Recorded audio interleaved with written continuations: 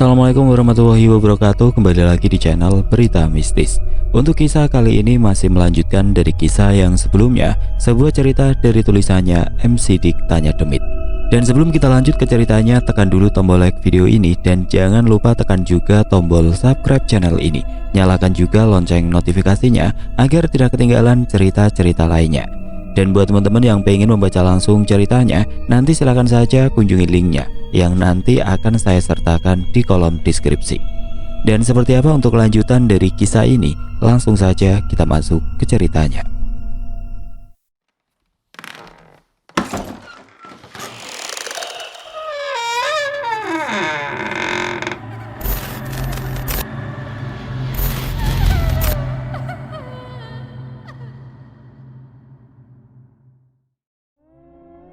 Suara nafas yang berat dia rasakan ketika sedang berlari ke arah kamar. Dia benar-benar ketakutan. Kini dia mempercayai bahwa apa yang dikatakan oleh Bu Wati di pagi itu ternyata benar. Apalagi Desi yang merupakan pegawai klinik yang menemani nenek cucu sebelum meninggal di sana, membenarkan bahwa nenek cucu bergentayangan dan menerornya ketika mereka sedang menjaga klinik di malam itu. Apalagi rasa ketakutan yang dia alami semakin memuncak. Karena tepat ketika dirinya membuka tirai kamar untuk menyelamatkan diri, tiba-tiba tepat dari arah jendela, dia melihat nenek cucu yang berdiri menatapnya dengan tatapannya yang tajam. Pupil matanya menghilang, sehingga dia hanya melihat matanya yang putih dan bersih tanpa ada titik hitam di matanya. Mulutnya menyeringai kepadanya yang kini berdiri di dekat tirai kamar dengan tubuhnya yang ketakutan. Wajahnya hanya terlihat setengah, karena sebagian rambutnya menutupi wajahnya yang menyeramkan secara perlahan. Apalagi salah satu tangannya nampak dia angkat dan menempelkannya ke arah kaca. Dia berusaha mencoba untuk membuka kaca kamar yang belum sempat ditutup tirainya oleh Bi Entin pada malam itu. Hal itu tentu saja membuat Bi Entin semakin ketakutan. Dia benar-benar ditampaki oleh sosok nenek cucu yang dia kenal baik semasa hidup dengan wujudnya yang kini menyeramkan untuk dia lihat. Bi Entin yang ketakutan langsung menutup tirai kamarnya. Keringat-keringat dingin kini muncul di sekujur tubuhnya. Baju kebaya dengan motif bunga-bunga yang dia pakai kini basah akibat keringat ketika dirinya ketakutan. Bagaimana tidak, apa yang dia lihat benar-benar berbeda. Hatinya yang terus menolak tentang cerita-cerita dari Bu Wati yang menceritakan hal itu di depan ibu-ibu, kini harus dia percayai sepenuhnya. Karena nenek cucu yang meninggal ada di depan matanya, tersenyum menyeringai ke arahnya di balik jendela kamarnya yang tepat ada di depannya. Bu Entin langsung berbalik, berusaha menjauh dari kamar tidurnya, rumah yang kini dihuni sendirian karena suami dan anaknya belum pulang dari kota, membuat suasana rumah terasa mencekam. Ruangan tengah sangatlah gelap. Dia yang dari tadi berada di warung, belum sempat menyalakan seluruh ruangan yang ada di rumahnya pada malam itu. Apalagi tubuhnya yang besar tidak kuasa menahan keseimbangannya.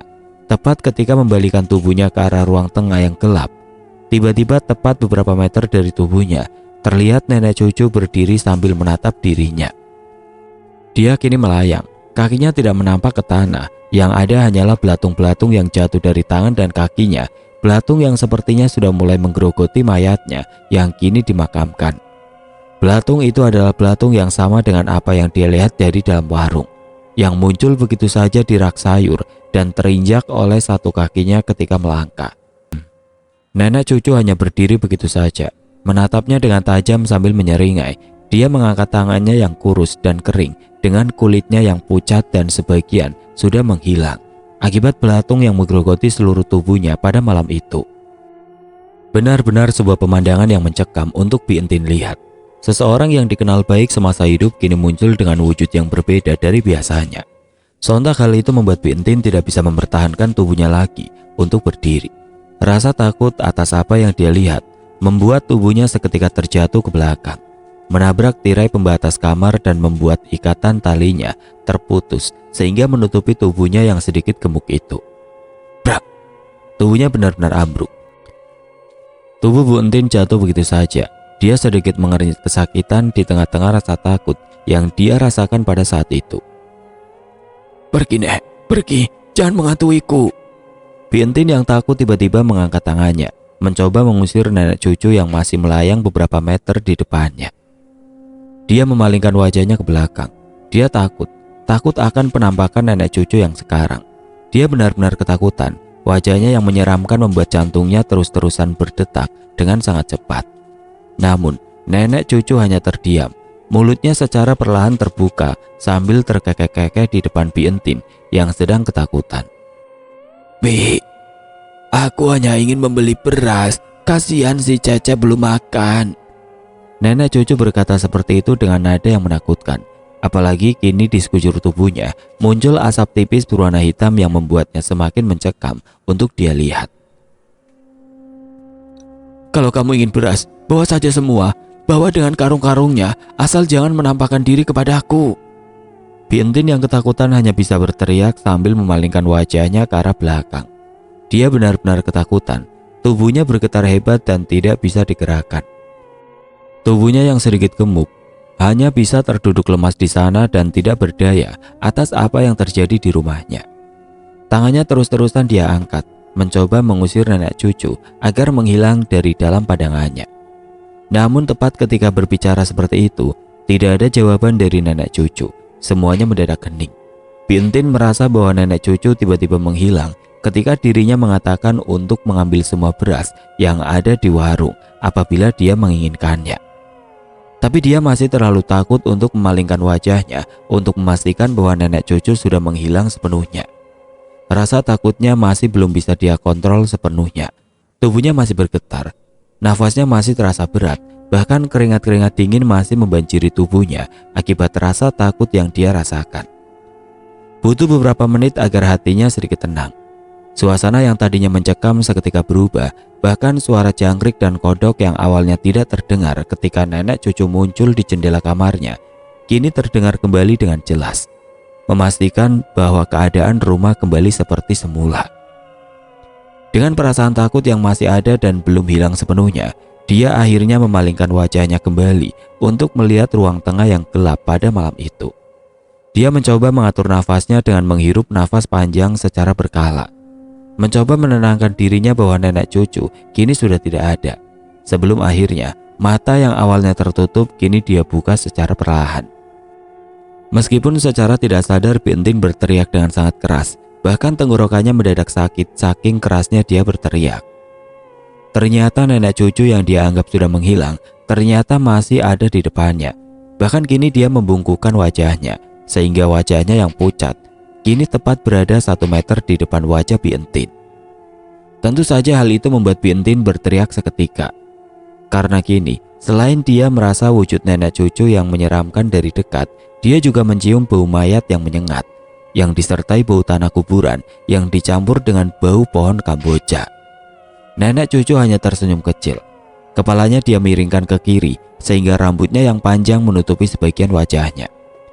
Dia hanya menatap Bi Entin yang berteriak histeris atas apa yang dia lihat sambil berkata, "Terima kasih ya Bi Entin.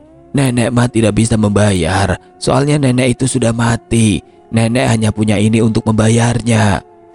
Nenek cucu yang muncul tepat 1 meter di depan wajahnya terlihat mengambil sesuatu dari belakang tubuhnya. Dia lalu menyimpan itu tepat di sebelah Bi Entin yang masih berteriak histeris. Sebuah tali pocong yang sudah dilepas ketika mayatnya dikubur 1 hari yang lalu. Dia menyimpannya secara perlahan sebagai pembayaran atas apa yang dia minta. Tidak lama nenek cucu pun pamit dengan menganggukkan kepalanya, sebelum akhirnya dirinya kembali melayang mundur dan menghilang di ruang tengah rumahnya yang gelap pada malam itu. Malam yang mencekam itu nampaknya telah usai. Hawa dingin yang menusuk kini secara perlahan digantikan oleh sinar merah yang terang di ufuk timur.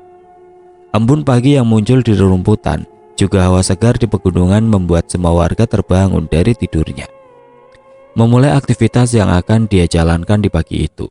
Begitu juga dengan Ibu Wati. Dia kini terlihat berjalan ke arah rumahnya menuju warung Bi Entin dengan terburu-buru. Wajahnya terlihat cemberut sambil memegang beberapa lembar uang untuk membeli sesuatu di sana. Gara-gara si Dadang masih trauma, jadi harus berangkat sendiri.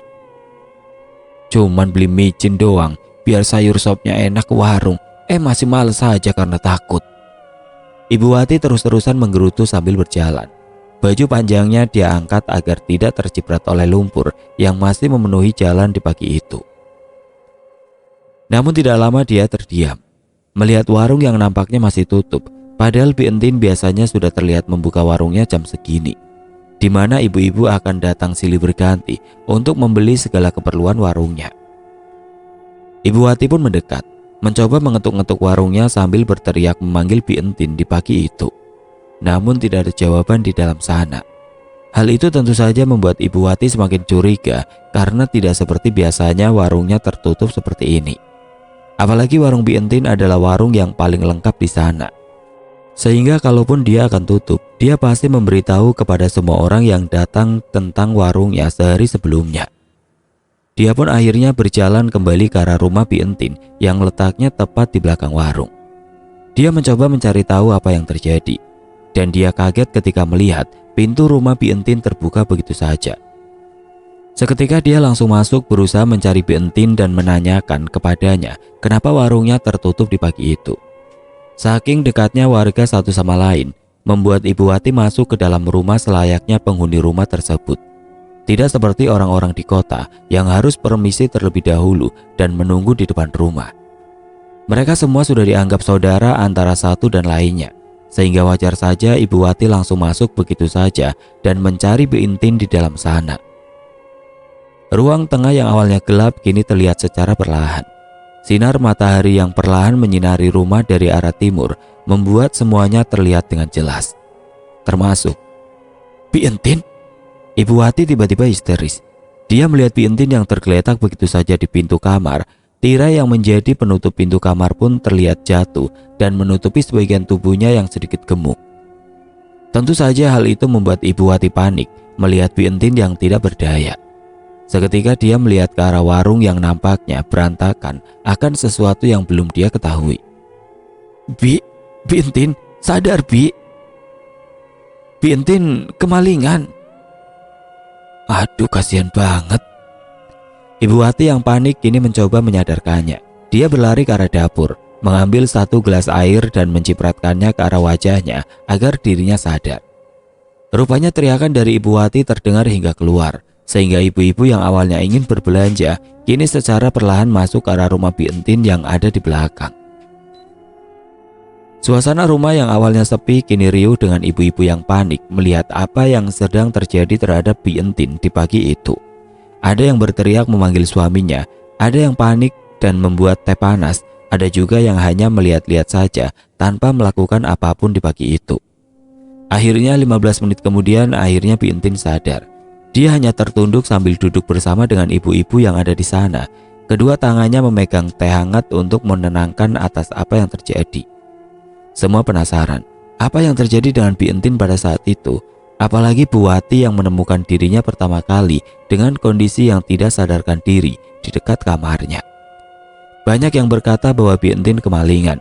Terbukti dengan pintu yang terbuka, juga kondisi warung yang berantakan. Tapi Bi Entin menggelengkan kepalanya secara perlahan ketika Ibu Wati bertanya akan hal itu. Dia hanya terdiam begitu lama, seperti ada perasaan tidak enak untuk bercerita atas apa yang dia alami semalam. Rupanya kebaikan nenek cucu semasa hidup masih tersimpan di dalam dirinya. Meskipun dirinya telah melihat bagaimana nenek cucu muncul dengan wajahnya yang menyeramkan, namun tetap saja dia selalu mengingat bagaimana baiknya seorang nenek cucu sewaktu dirinya masih hidup sehingga dihormati.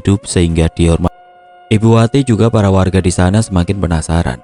Warga yang ingin berangkat ke kebun dan melihat warung dalam kondisi kosong pastinya akan ikut bergabung ke rumah Bi Entin. Mereka bertanya apa yang terjadi karena terlihat banyak sekali orang yang berkumpul di depan rumahnya. Pertanyaan demi pertanyaan dilontarkan oleh para warga. Mereka bertanya atas apa yang terjadi terhadap dirinya di pagi itu. Di tengah-tengah keseriusan itu, tiba-tiba mereka dikejutkan oleh seseorang yang berlari ke arah rumah Bi Entin dengan tergesa-gesa. Dia melihat dari arah luar dan berteriak sehingga semua warga yang ada di dalam seketika melihat ke arahnya. Mak, bukannya sedang masak? Itu airnya habis, sampai gosong gitu yang bikin sayur stop. Kenapa lama banget sih Mak ke warung? Rupanya itu adalah Dadang yang menyusul ibunya ke warung karena apa yang sedang dia masak di dalam rumah dibiarkan begitu saja hingga gosong. Namun seketika dia terdiam ketika sadar bahwa Bi Entin terlihat ketakutan sambil memegang teh hangat yang mulai dingin di kedua tangannya. Seketika Dadang pun masuk ke dalam. Melihat ke Bi Entin pada saat itu dengan seksama, dia juga bahkan memelankan suaranya dan bertanya kepada ibunya atas apa yang terjadi. "Kenapa sih Bi Entin, mah?" kata Dadang yang kini ada di dekat Buati. "Kayaknya kemalingan, soalnya pas tadi kesini pintu sudah kebuka, lalu warung acak-acakan." Dadang pun terdiam mendengar hal itu, seperti merasakan sesuatu yang aneh yang pernah dia alami ketika melihat kondisi Bi Entin yang sama seperti dirinya kemarin. Dia akhirnya melihat dengan seksama Bi Entin yang masih terduduk dengan kondisi yang ketakutan. Tubuhnya terus-menerus bergetar hebat tanpa ada sebab yang dia utarakan. Namun tiba-tiba mata Dadang tertuju kepada suatu tali yang ada di dekat kamar Bi Entin. Sebuah tali berwarna putih yang kotor terkena lumpur. Seketika Dadang pun mendekat, mengambil tali itu dan menciumnya secara perlahan. "Bau makam," kata Dadang sambil mencium tali itu. Seketika dia memalingkan wajahnya ke arah Bi Entin sambil memegang tali itu. Dia akhirnya bertanya, karena di dalam pikirannya dia merasa yakin bahwa Bi Entin seperti ini sama dengan yang dia alami kemarin malam di pos ronda. "Bi, kemarin malam bertemu dengan nenek cucu ya?" Hal itu tentu saja membuat semua warga di sana kaget. Semuanya bereaksi seakan-akan tidak percaya atas apa yang Dadang katakan. Namun Dadang berkata bahwa tali yang dia pegang sama dengan apa yang dia lihat semalam sebelumnya. Nenek cucu yang mereka kenal baik kini bergentayangan di kampung tanpa tujuan yang jelas. Dan Dadang, Desi, Eneng, serta Bi Entin kini menjadi korbannya. Warga semakin bingung dibuatnya. Apalagi ketika Dadang mengangkat tali putih itu dan memperlihatkannya kepada semua warga yang sedang berkumpul di pagi itu, agar apa yang dia ucapkan dipercayai oleh semua orang. Apalagi Bi Entin tiba-tiba mengangguk. Dia seperti setuju atas apa yang Dadang ucapkan. "Apa yang Dadang ucapkan itu benar. Aku bertemu dengan nenek cucu di warung. Dia datang seperti biasa untuk membeli sesuatu. Katanya dia ingin membeli beras karena si Cacap belum makan. Tapi..." Bi Entin tiba-tiba terdiam. Dia seperti tidak ingin mengingat lagi bagaimana menakutkannya wajah nenek cucu pada saat itu. Semua warga yang ada di sana termasuk Ibu Wati saling bertatapan satu sama lain. Tidak lama mereka pun setuju atas apa yang dia katakan. Setelah itu Bi Entin berkata kembali bahwa kemungkinan dia akan membuka warungnya di siang hari. Sekarang dia harus beres-beres warung yang kini berantakan akibat dia berlari dari warung pada malam itu. Sehingga para warga yang akan membeli sesuatu bisa membelinya ketika siang atau sore tiba. Dan ketika maghrib, warungnya akan tutup dan tidak akan melayani siapapun yang mengetuk warungnya seperti kemarin malam. Bi Entin benar-benar trauma atas apa yang terjadi semalam. Tapi di satu sisi usahanya harus tetap jalan karena hari ini bukan hari Minggu, di mana ada anak dan suaminya yang pasti pulang dan membantunya di rumah. Semuanya mengangguk. Para warga yang paham langsung mengangguk secara perlahan dan tidak lama pamit untuk kembali beraktivitas ke kebun dan ke sawah yang berada tepat di ujung kampung. Begitu pula dengan ibu-ibu yang lain. Mereka lebih memilih pulang terlebih dahulu dan memasak seadanya untuk pagi ini. Mereka menjaga perasaan Bi Entin yang masih shock atas apa yang terjadi semalam. Sedangkan Bu Wati nampaknya masih berada di dalam rumah, menemani Bi Entin bersama dengan Dadang di pagi itu.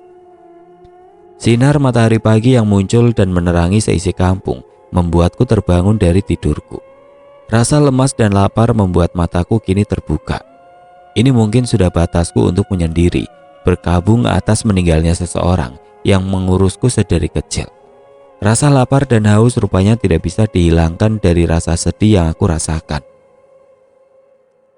Sehingga aku tidak bisa terus-terusan berada di dalam kamar untuk memejamkan mata.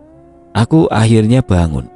Kulihat mentari pagi sangat cerah sehingga menembus tirai kamar yang usang itu. Seketika aku pun membuka jendela dan kurasakan hawa sejuk pegunungan yang menenangkan hati. Aku harus memulai lagi kehidupan ini sendirian di tempat ini, mengurus kebun dan rumah kecil ini sendirian, tanpa ditemani oleh nenek lagi. Gumamku yang kini duduk di atas kasur sambil melihat pemandangan kamar yang sedikit sepi. Aku bangun, mengganti bajuku yang dari kemarin belum aku ganti, dan melihat cermin yang memperlihatkan tubuhku yang lemas karena tidak ada makanan dan minuman yang masuk selama aku berada di dalam kamar. Aku pun menghela nafas panjang. Lalu aku berjalan secara perlahan ke arah ruangan tengah, membuka tirai kamar yang tipis secara perlahan di pagi itu. Namun, tiba-tiba aku terdiam. Entah mengapa aku mencium bau makanan yang disajikan di tengah rumah. Nasi panas yang disimpan di bakul dengan lauk pauk yang seperti habis dimasak di pagi itu. Sontak aku langsung melihat ke arah ruang tengah. Dan terlihat tudung saji yang menutupi makanan-makanan itu yang masih terlihat hangat seperti baru saja dimasak. Apalagi ketika aku melihat hal tersebut, aku juga melihat pintu rumah yang terbuka begitu saja. Sehingga angin segar di pagi hari pun seketika berhembus ke dalam rumah. Siapa yang masak? Aku benar-benar bingung. Aku tidak mendengar suara apapun selama aku tidur di dalam rumah. Aku juga tidak merasakan hawa ada seseorang yang membuka pintu rumah di pagi itu. Apalagi pintu rumah itu terkunci dari dalam. Jadi tidak sembarangan orang bisa membuka pintu rumah dan membiarkannya terbuka pada saat itu. Seketika aku langsung berlari ke arah pintu, mencoba mencari tahu siapa yang memasakkan makanan untukku di pagi ini. Apakah para tetangga memasakkannya untukku? Tanyaku dalam keadaan bingung.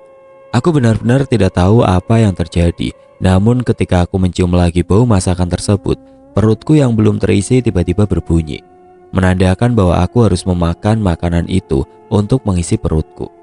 Akhirnya tudung saji yang menutupi makanan itu aku buka, dan aku melihat di sana ada nasi liwet dengan ikan asin yang menggugah selera, juga lalapan dan sayuran yang diambil dari kebun depan, bersamaan dengan sambal ulek yang biasa nenek buat. Dek. Aku yang mengangkat piring untuk mengambil nasi pun seketika terdiam kembali. Nenek? Aku benar-benar tahu apa yang sering dia buat. Apalagi sambal ulek yang biasa dia buat dari ulekan batu yang ada di dapur. Tidak ada yang bisa menyamai rasa enaknya sambal ulek yang nenek buat. Dan itu aku rasakan sekarang. Karena hanya dengan menciumnya saja, aku sudah yakin bahwa ini buatan nenek. Tapi, kenapa nenek yang sudah meninggal bisa membuat makanan untukku? Apa ada orang lain yang bisa membuat makanan-makanan ini? Perasaanku tiba-tiba menjadi aneh. Aku bahkan melihat ke sekeliling ruangan untuk mencari tahu apakah benar apa yang aku rasakan. Rasa tidak percaya yang aku rasakan seketika muncul, karena tidak mungkin nenek yang sudah meninggal bisa memasakkan makanan-makanan ini untukku. Namun semakin lama aku menatap masakan itu, rasa laparku semakin terasa, bahkan mengalahkan semua rasa penasaran atas apa yang sedang terjadi. Sehingga aku hanya bisa mengucapkan sebuah ucapan terima kasih bagi siapa saja yang memasakkan ini untukku di pagi hari. Dan tidak lama kemudian aku menyantap semua makanan yang ada di depanku dengan sangat lahap. Sesekali aku terdiam ketika aku makan makanan di pagi itu.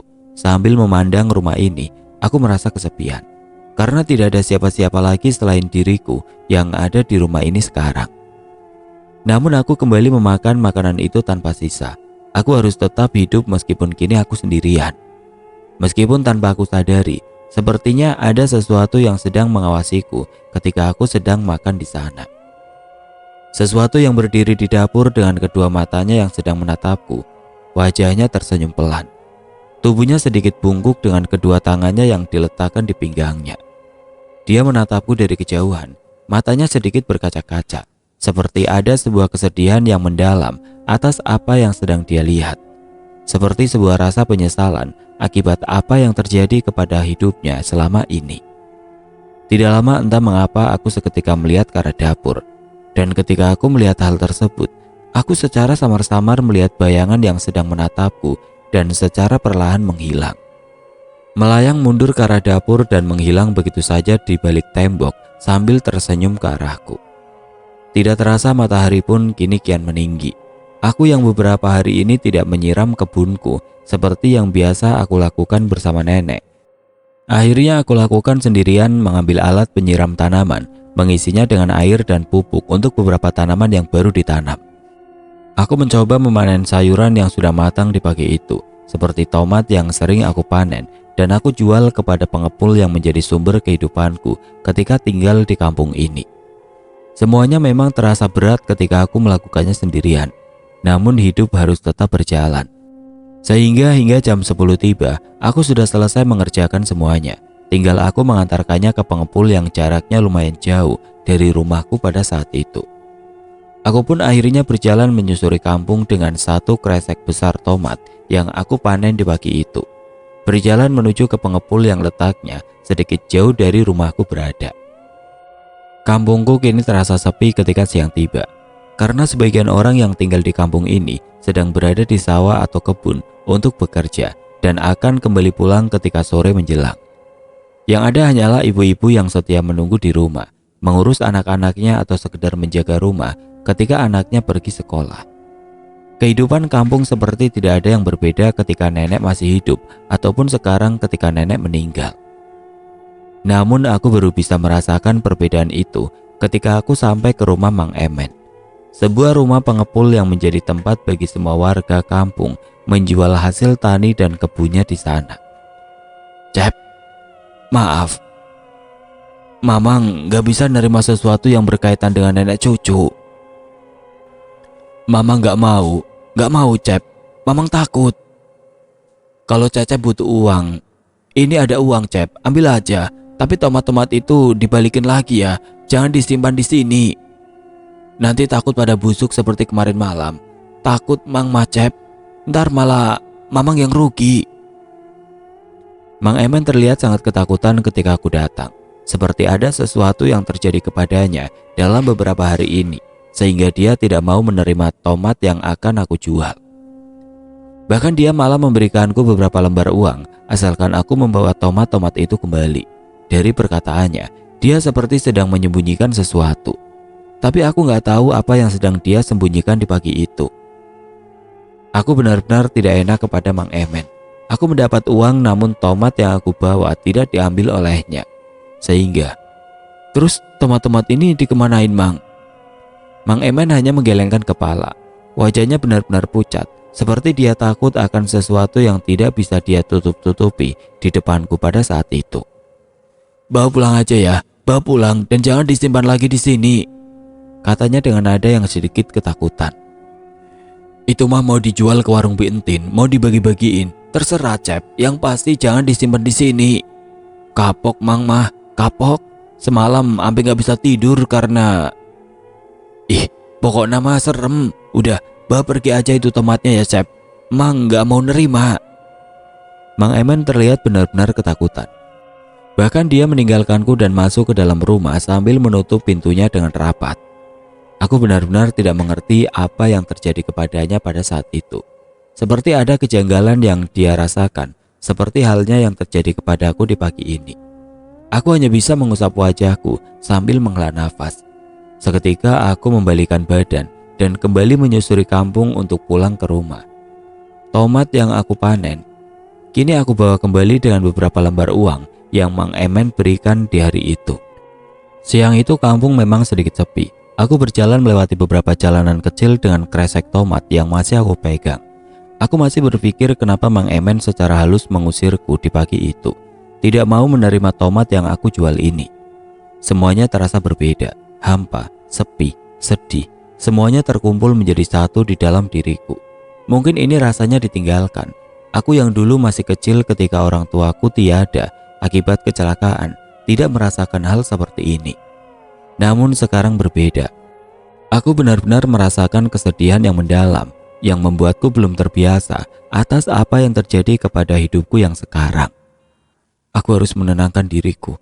Mungkin 1 atau 2 batang rokok bisa membuatku tenang. Aku bergumam sendiri di perjalanan pulang, sambil sesekali melihat jalanan kampung yang nampak sepi di siang itu. Aku yang awalnya berjalan di jalanan kecil, kini belok ke jalan besar, menyusuri jalanan yang nampak berbatu dan berlumpur akibat sisa-sisa hujan yang belum kering sepenuhnya. Tidak lama aku pun melihat warung Bi Entin dari kejauhan yang kini nampak ramai. Warung Bi Entin memang menjadi tempat bagi para warga untuk berkumpul, bercengkrama satu sama lain dengan 1 gelas kopi hitam dan rokok yang asapnya mengepul di atas kepala mereka. Aku tidak terlalu heran dengan pemandangan seperti itu, karena tempat satu-satunya warga untuk berkumpul adalah di warung Bi Entin ini. Namun ketika aku mendekat dan ingin membeli 1 batang rokok untuk aku hisap, tiba-tiba aku mendapatkan pandangan yang sinis dari semua warga yang sedang berkumpul di sana. Sorot mata mereka terlihat tajam ke arahku, seperti aku yang sedang melakukan kesalahan. Apalagi ketika aku masuk ke dalam warung dan memanggil Bi Entin untuk membeli sesuatu. Tiba-tiba, "Mau apa kamu kesini, Cep? Sudah cukup, aku gak bisa tidur kemarin malam." Bi Entin tiba-tiba berkata seperti itu kepadaku. Dengan matanya yang sedikit melotot, dia nampak marah ketika aku datang ke warungnya di siang itu. Tentu saja aku tidak mengerti atas apa yang dia bicarakan, hanya berkata bahwa aku akan membeli 1 batang rokok untuk aku hisap. Namun aku kaget mendengar jawaban darinya. Bahkan dia melakukan sesuatu hal yang menurutku tidak masuk akal untuk aku dengar. "Tah, rokok, bawa saja semuanya. Cuma ingat, jangan sekali-kali lagi datang ke warung. Aku takut, Cep. Aku takut. Gak lihat aku sampai gak tidur semalaman." Pintin tiba-tiba menyodorkan 1 bungkus rokok kepada aku. Bahkan ketika aku ingin membayarnya dengan uang dari Mang Emen, tiba-tiba dia menolaknya dan berkata tidak akan menerima apapun dariku. Aku masih belum mengerti apa yang dia katakan. Ingin sekali aku bertanya atas apa yang dia katakan, namun tatapannya yang tajam dengan nada bicaranya yang meninggi membuatku mendadak mengurungkan niat dan hanya mengangguk sambil mengambil 1 bungkus rokok itu. Sebelum akhirnya aku keluar dari warung dan meninggalkannya dengan tatapan sinis dari para warga yang masih berkumpul di sana. Aku benar-benar tidak mengerti apa yang terjadi sebenarnya dengan mereka. Mang Emen, Bi Entin, seperti ada sebuah ketakutan yang mendalam ketika mereka berdua ketemu denganku pada saat itu.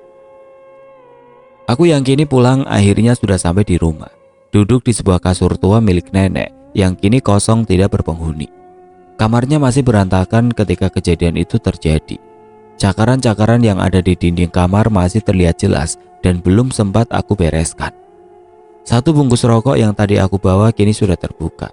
Aku duduk dengan asap rokok yang mengepul di atas kepalaku dan pemandangan jendela yang terbuka lebar. Aku ingin merasakan suasana kamar yang berantakan ini sejenak, mengingatkan aku bagaimana sayangnya nenek kepadaku setiap kali aku ketakutan karena apa yang kulihat di luar jendela. Para makhluk yang seringkali muncul dan mengelilingi rumah di malam-malam tertentu, seperti sedang mengawasi sesuatu, sehingga membuatku ketakutan dan berlari ke kamar ini. Aku menghela nafas panjang, mencoba menenangkan hatiku yang kosong dengan 1 batang rokok agar aku bisa melanjutkan hidupku sendirian sekarang. Seketika aku pun mematikan rokokku, melihat kondisi kamarku dan mulai berdiri untuk membereskan kamar yang berantakan ini. Kamar dari sosok nenek yang aku sayangi. Aku mulai merapikan kasur yang belum aku bereskan ketika kejadian itu terjadi.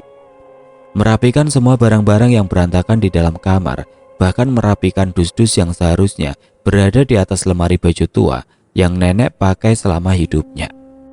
Aku berencana mengumpulkan semua bajunya, memasukkannya ke dalam dus besar dan memberikannya kepada orang yang membutuhkannya. Bahkan mungkin barang-barang yang tidak terpakai di kamar ini akan aku berikan juga, dan bekas cakaran yang ada di tembok akan aku biarkan. Biarkanlah itu sebagai kenangan buruk yang harus aku ingat terhadap nenek di hari itu. Duk. Aku yang sedikit melamun sambil membereskan kamar, tiba-tiba dikejutkan dengan jatuhnya dus sepatu yang ada di atas lemari. Sepertinya aku sedikit menyenggol lemari tua itu sehingga dusnya terjatuh dan mengenai kepala. Seketika dusnya terbuka dan di dalamnya terdapat banyak sekali barang-barang yang berserakan, beberapa foto tua, lalu ada buku catatan usang yang umurnya sudah lama, juga catatan-catatan usang yang sebagian kertasnya sudah dimakan oleh rayap. Hal itu tentu saja membuatku penasaran. Seketika aku melihat isi dari dus sepatu itu dengan seksama, melihat foto-foto usang yang sudah berjamur sehingga isinya kini tidak terlihat lagi. Namun ada sesuatu yang membuat aku terheran-heran. Sesuatu yang membuatku bertanya-tanya ketika aku melihat salah satu foto tua yang ada di sana. Ini nenek, lalu ini sepertinya kakek dan bapak. Semuanya nampak berbeda dengan keadaan mereka yang sekarang. Aku nampak terkejut melihat foto tua itu. Apalagi ketika aku mengambil salah satu foto lagi, aku semakin tercengang. Karena aku tidak menyangka atas apa yang aku lihat di dalam foto itu. Kenapa ada tempat seperti ini? Dan ini di mana? Kenapa aku tidak mengetahui hal ini? Sebenarnya siapa mereka? Siapa keluargaku sebenarnya? Kaget seketika melihat foto tersebut dengan seksama. Siang yang awalnya terang ketika menghiasi kampung, kini secara perlahan meredup dengan awan hitam yang kembali muncul menghiasi angkasa dan membuat semua orang di sana diam di dalam rumah mereka. Apalagi ketika sang bulan muncul dengan bintang-bintang yang tidak bisa menembus awan hitam itu, membuat suasana malam di kampung ini semakin sunyi. Bahkan suara jangkrik dan kodok pun menghilang dalam sekejap, membuat kampung pun semakin sepi.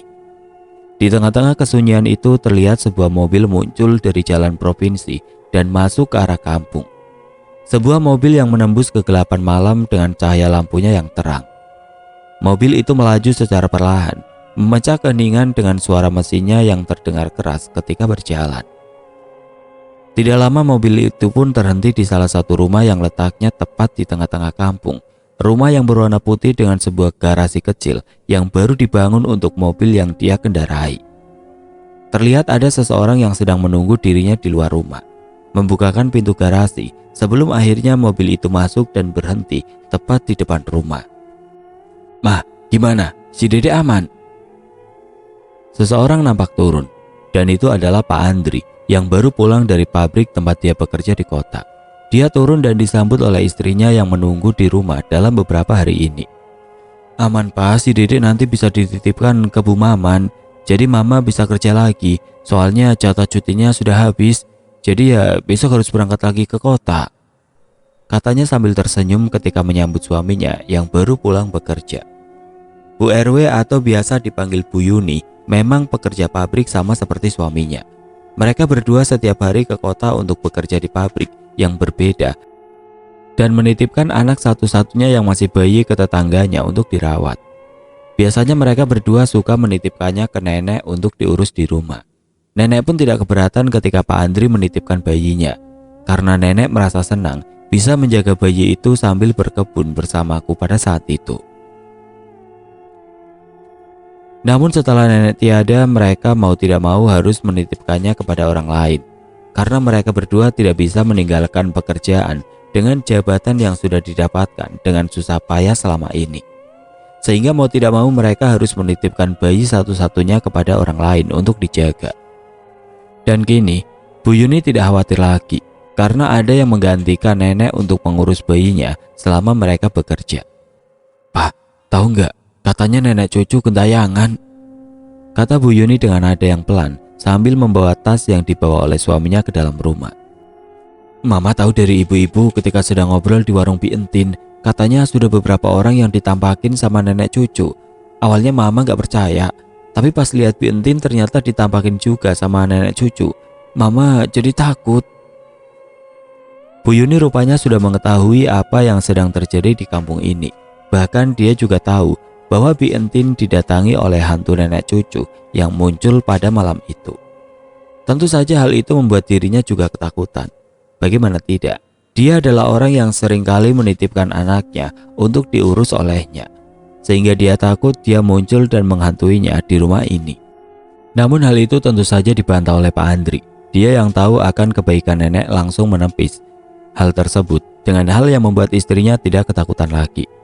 "Us, gak boleh gitu. Bisa saja itu adalah halusinasi atau ada makhluk lain yang menyerupai wujud nenek cucu. Ingat, nenek cucu itu baik, Ma.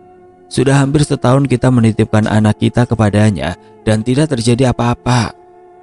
Kita sendiri kan tahu, nenek cucu belum meninggal selama 40 hari. Jadi wajar kalau rohnya masih ada di kampung ini. Siapa tahu dia mendatangi orang-orang yang mungkin semasa hidupnya ada sesuatu yang belum dia bereskan, sehingga dia menagih hal itu meskipun dia sudah meninggal. Buktinya tuh ada nenek cucu muncul di jendela, mau nagih uang bayar ngurusin si Dede katanya." Pak Andri tiba-tiba menunjuk ke arah jendela yang tertutup oleh gorden sambil sedikit tersenyum. Seketika istrinya menoleh sambil ketakutan. Kedua tangannya memegang baju Pak Andri dengan erat. Bahkan dia sedikit meremas tangannya saking ketakutannya ketika dia mengatakan hal tersebut. Namun hal itu dibalas dengan suara tertawa dari Pak Andri. Dia merasa puas setelah menjahili istrinya pada malam itu. Seketika istrinya cemberut melihat Pak Andri yang tertawa. Dia melepaskan kedua tangannya dan menepuk punggung Pak Andri dengan keras. Tidak lama dia pun berjalan ke arah kamar sambil cemberut. Rasa takutnya akan cerita-cerita yang dia dengar di warung Bi Entin hanya dia anggap bercandaan oleh suaminya. Sehingga dia lebih memilih untuk masuk kamar dan beristirahat meninggalkan Pak Andri sendirian di ruang tengah dengan wajahnya yang tertawa puas karena sudah menjahili istrinya yang ketakutan.